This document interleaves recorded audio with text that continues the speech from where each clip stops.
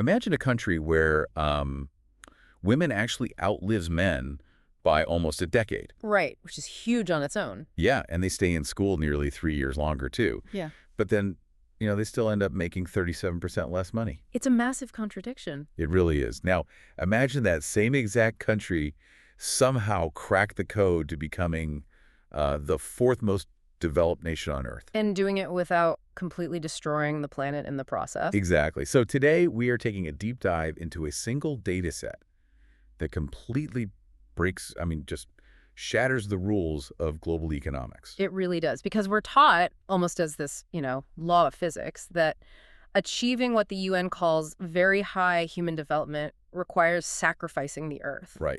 Like you want high life expectancy, you want universal education, and a high standard of living. Then you have to fire up the coal plants, Yep. You have to extract the minerals, you have to pollute. It's just the foundational assumption of, 20th century macroeconomic progress. And alongside that assumption is another equally grim rule, right? Yeah, the gender rule. Right. When a nation undergoes rapid structural development and, wealth accumulation, the architecture of that new wealth almost universally favors men. They secure the highest wages, Yeah. they consolidate political power, and their core developmental metrics are always the ones that rise the fastest. But then if you're joining us for this deep dive today, and if you are, you're probably someone who, likes to question the status quo. You look at the United Nations Development Program data set. Specifically, the data stretching from 1990 all the way to 2023. Right. And suddenly that predictable, polluting, highly unequal machine is just completely broken. We are looking at a developmental landscape that is literally defying gravity. It's fascinating. So our mission today is to act as data detectives for you. We are going to unpack this stack of dense, revealing UN indexes. We're talking the HDI, the GDI, the GII, the IHDI, and the PHDI. It's an alphabet soup, I know. But hidden inside these spreadsheets is the architecture of a quietly radical South American nation, Uruguay. Because the paradox we are exploring in this data today is profound. It really is. How does a nation maintain a female human development index that, outpaces its male counterpart for over 30 years? Well, while simultaneously rocketing to the absolute top tier of global development when you adjust for planetary pressures. Right. They are delivering this premium unit of human well-being for a fraction of the Earth cost. So, to understand how they pulled this off, we really have to start at the baseline. Before we get into all the crazy anomalies, we need to look at the overall Human Development Index. The HDI. Right. If you visualize a double line chart, right? Looking at the UN baseline, the global average in 1990 was sitting at this sluggish 0.607. There was massive friction in global development back then. But Uruguay was already starting with a significant structural advantage. They were at 0.713. That starting point is crucial. But what truly stands out in the data set is the trajectory over time. Yeah, the trend lines. Exactly. If we trace that historical timeline from 1990 to 2023, the global average HDI climbs to 0.739. But Uruguay's HDI, it steadily and relentlessly climbs to 0.862. Wow. Yeah, they are squarely in the very high tier of human development, ranked 48th globally. Watching this data play out over 3 decades it's honestly like watching an index fund that just steadily compounds, right? It just ignores the noise of the market. That's a great way to put it. Because think about the global shocks between 1990 and 2023. We had the Asian financial crisis. The dot-com bust. Right. The 2008 global financial meltdown. A massive global pandemic. Supply chain collapses. All of it. And in the data, you see so many nations' HDI just stutter or plateau or take these sharp nosedives during those events. But Uruguay just keeps marching upward. Yeah. Why is that? Well, that relentless climb is the ultimate indicator of structural resilience. It tells us we aren't looking at a fragile developmental bubble. Like a temporary commodity boom. Exactly. Like a sudden spike in oil or copper prices that just masks underlying societal rot. Instead, this growth is rooted in a long-term institutional commitment to foundational human welfare. And if you want to test the strength of a nation's institutional bedrock, you have to look at its foundational health data. Which brings us to the maternal mortality ratio. Because when you read global development data, maternal mortality is, it's often treated as the ultimate proxy for state capacity. It really is, because keeping a mother alive during childbirth is not simply a matter of having a doctor in the room. Right, it's bigger than that. It's an incredibly complex logistical achievement. It requires paved roads to transport patients swiftly. Yeah. It requires a resilient electrical grid to keep neonatal machines running without power cuts. Yeah. Clean running water, sanitation infrastructure. Deeply integrated medical training programs. Exactly. And honestly, a sociological culture that fundamentally values the lives of women. So if state capacity is weak, maternal mortality spikes. Right. Let's look at the actual numbers here. Hmm. In 1990, the global average was just devastating. It was 365 maternal deaths per 100,000 live births. Which is terribly high. And by 2023, the world made significant progress, bringing that down to 216 deaths. Right. But now look at Uruguay's column. In 1990, they were already sitting at an astonishingly low 38.6. Wow. Yeah.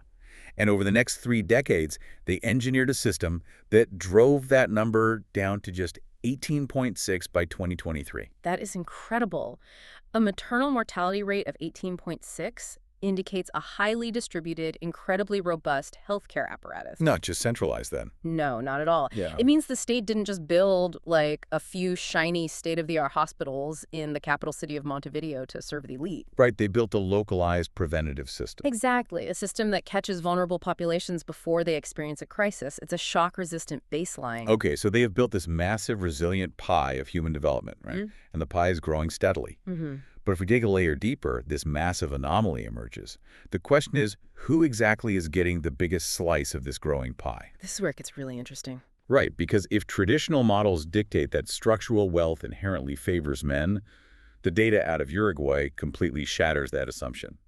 Let's look at the Gender Development Index, the GDI. Yeah, this is where the Uruguay dataset moves from being just an impressive case study to a legitimate historic anomaly. For sure. So the Gender Development Index measures the ratio of female HDI to male HDI. And for anyone looking at global data, the baseline expectation is deeply, deeply ingrained.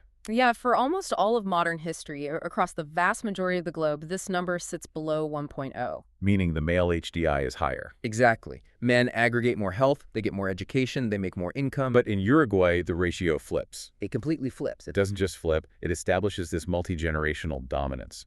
If you picture an area chart with a baseline of 1.0, Uruguay's GDI has been consistently above that 1.0 line since 1990. Which is wild. In 1990, their GDI was 1.037.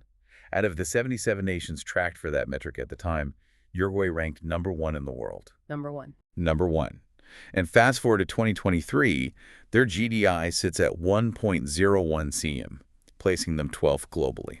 To understand the mechanics of this, we really have to disassemble the GDI and look at what we call the scissors effect. Okay, what is that? In statistics, when you map two trend lines and they cross over and pull apart dramatically, it looks like an open pair of scissors. Oh, okay. I can picture that.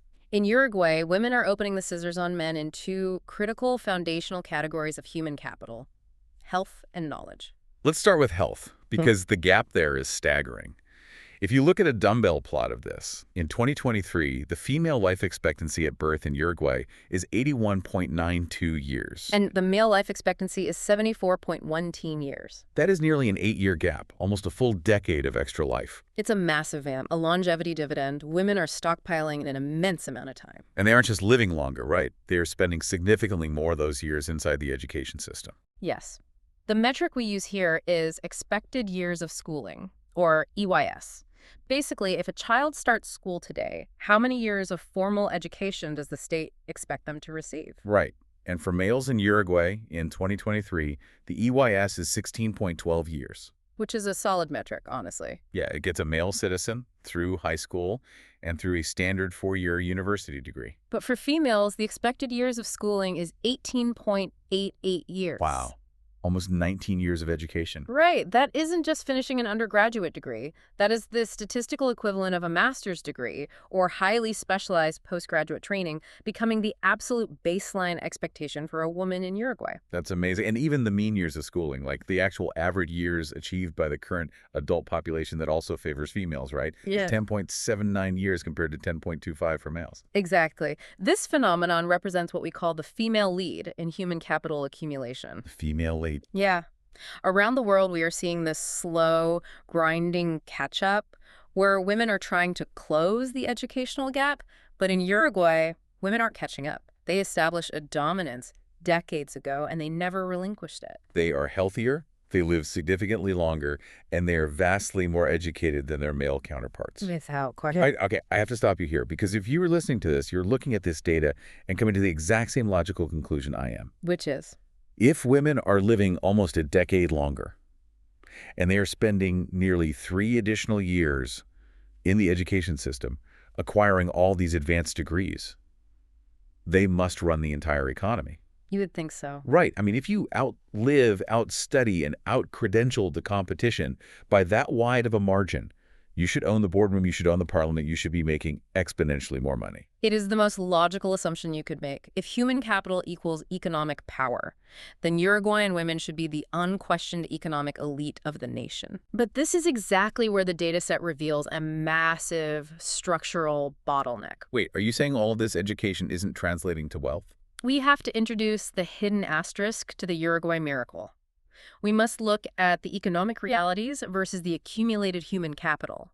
Because high human capital, as it turns out, is facing a severe translation failure when it hits the labor market. Oh, wow. Let's pull up the gross national income per capita data for 2023 then.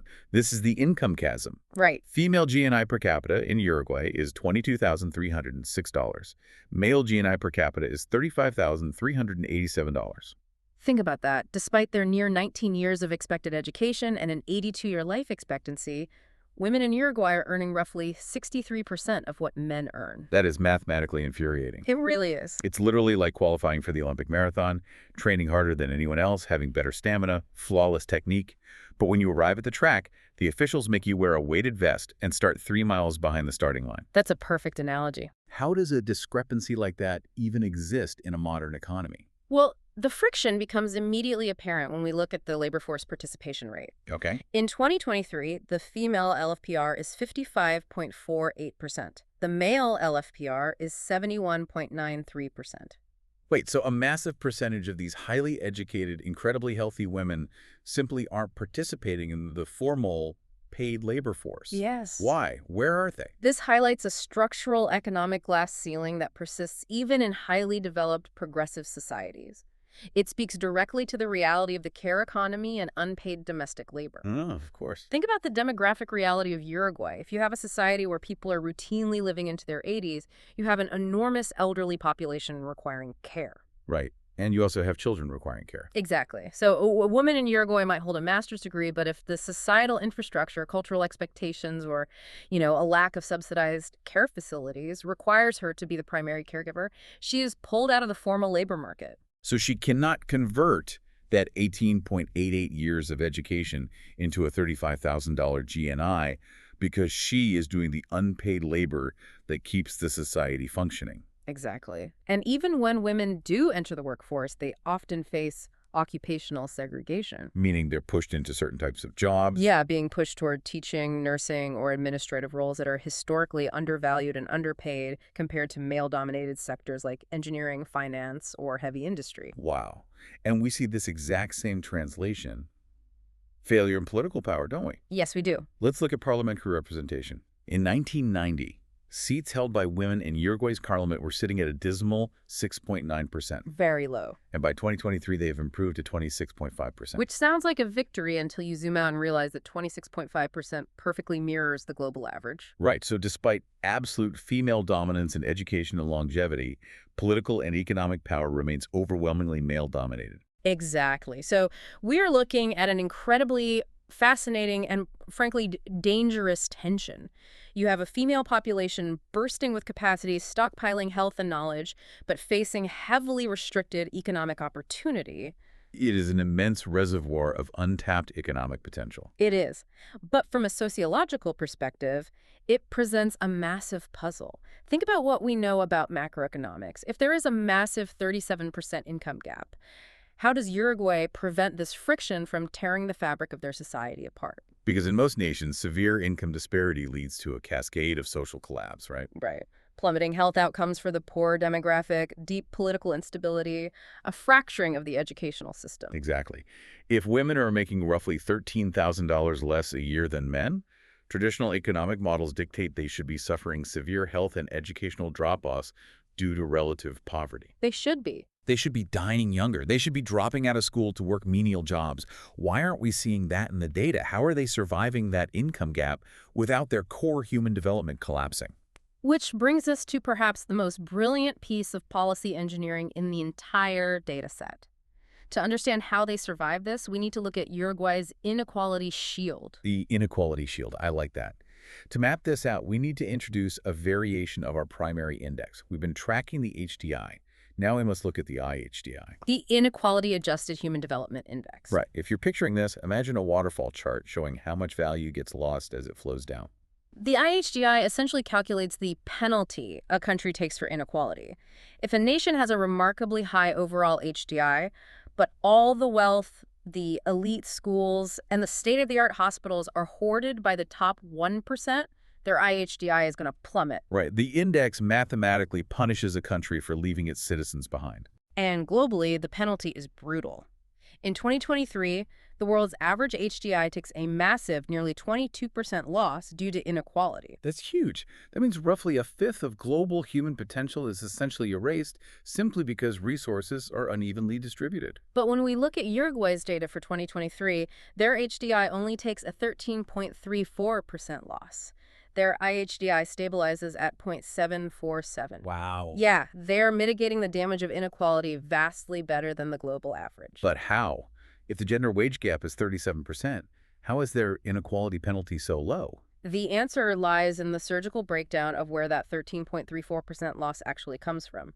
If you look at a radar chart of this, the UN measures inequality across three distinct pillars: life expectancy, education, and income. Okay. If we isolate Uruguay's inequality in income, it is a glaring 25.13%. Okay, so they haven't magically solved wealth disparity. Yeah. The gap between the rich and the poor and the gap between men and women is very real and very significant. Exactly. But then look at the other two pillars, inequality and education. That is only 7.58%. Inequality and life expectancy, an astonishingly low 5.85%. Oh, wow.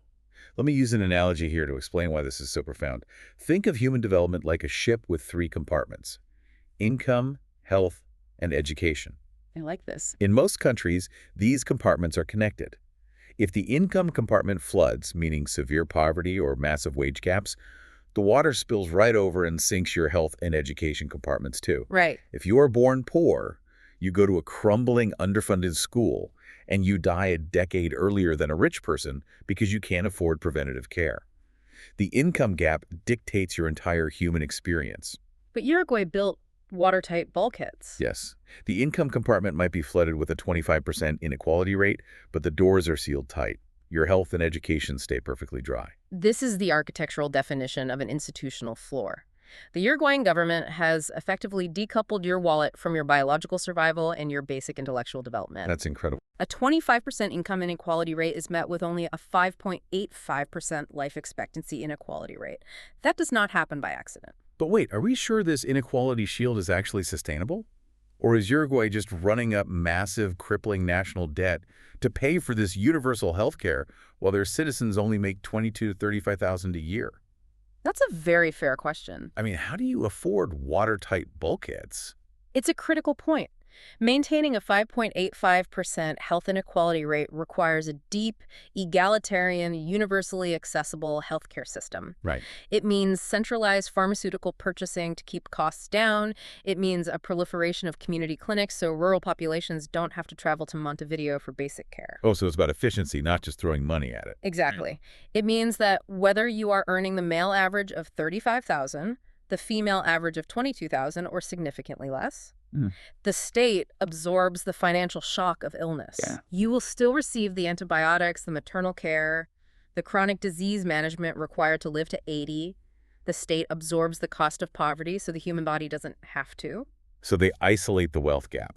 They literally cap the damage that capitalism and income disparity can do to a human life. They do. They provide extreme development, world-class health, expansive education, and an ironclad social floor. But historically, delivering this magnitude of social welfare to citizens, maintaining this kind of comprehensive HDI, It requires an immense amount of physical resources. It does. Usually it requires plundering the natural world. Which brings us to the most disruptive data point in this entire analysis. Let's get into it. We have seen how Uruguay treats its people. Now we have to look at the environmental bill. We have to look at the green miracle. Yes, we are introducing our final index today, and it is a brutal one for most countries. Yeah. The PHDI, or the Planetary Pressures Adjusted Human Development Index. The PHDI is designed to strip away the illusion of cost-free development. What? It takes a country's shiny, beautiful HDI score, and it mathematically penalizes them for high carbon emissions and high material footprints. It's asking a very uncomfortable question, really. Yeah, it asks,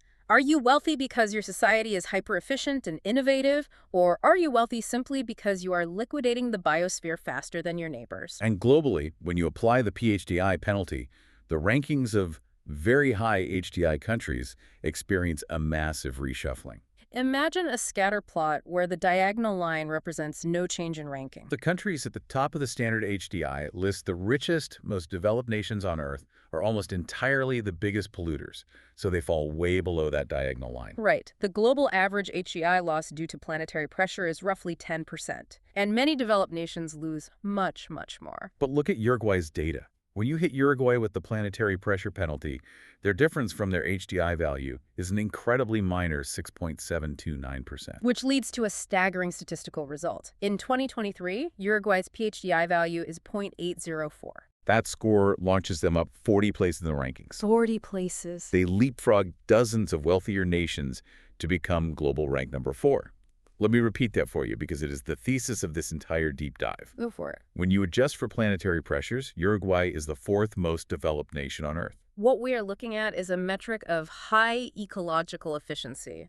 When a nation achieves very high HDI, they are essentially extracting well-being from the Earth. Right.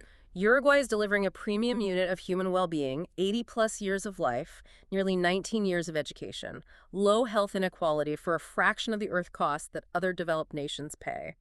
Their ecological conversion rate is just off the charts. Let's look at the carbon data to prove just how efficient they are.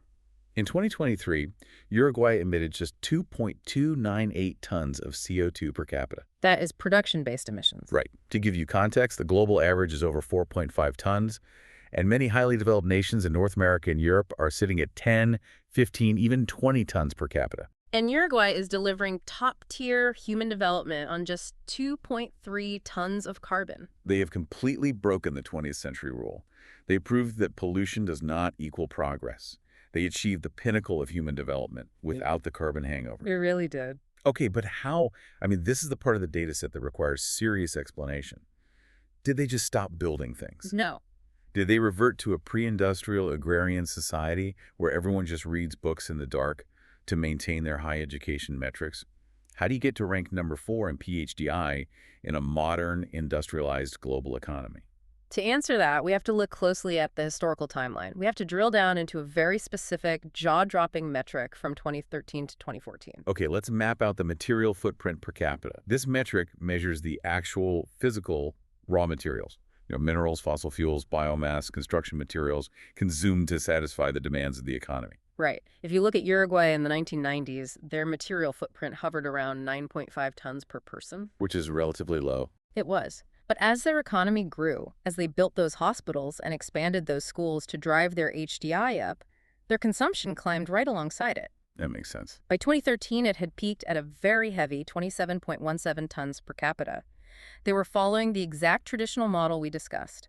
They were consuming massive amounts of the Earth to grow. But then, the drop. The drop. In exactly 1 year, from 2013 to 2014, Uruguay's material footprint experienced a cliff-edge collapse. It plummeted from 27.17 tons down to 12.31 tons. More than cut in half. And it didn't bounce back. It wasn't statistical error. By 2023, it has continued to trend down, sitting comfortably at 9.46 tons. A drop from 27 tons to 12 tons in 12 months. Now, the crucial question, what happened to their Human Development Index while their material footprint was crashing? Right, because if the 20th century model is true, a collapse in material consumption should trigger a collapse in human welfare. Did their HDI crash? Not at all. In 2013, their HDI was 0.812. Over the next decade, while their material consumption fell by nearly two-thirds, their HDI continued its relentless climb, hitting 0.862 in 2023. This phenomenon is the absolute holy grail of sustainable economics. It is a concept called hard decoupling. Exactly. Let's unpack the mechanics of hard decoupling because it is vital to understanding the Uruguay model. Okay, what's the definition? In economics, decoupling means separating economic growth and human development from environmental degradation. Most advanced nations strive for relative decoupling. Meaning? That means your economy grows faster than your emissions. Your emissions are still going up, but at a slower rate than your GDP. Okay, so it's an improvement, but it doesn't solve the climate crisis. Right. Hard decoupling, however, means your economy and your human development continue to rise while your actual absolute material footprint and emissions go down. But how did they physically achieve a drop from 27 tons to 12 tons in a single year? I mean, you don't just ask citizens to stop using electricity. No, you don't.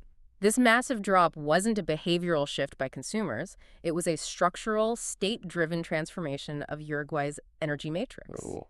In the years leading up to 2014, the Uruguayan government recognized that relying on imported fossil fuels was both an economic vulnerability and an ecological dead end. So what did they do?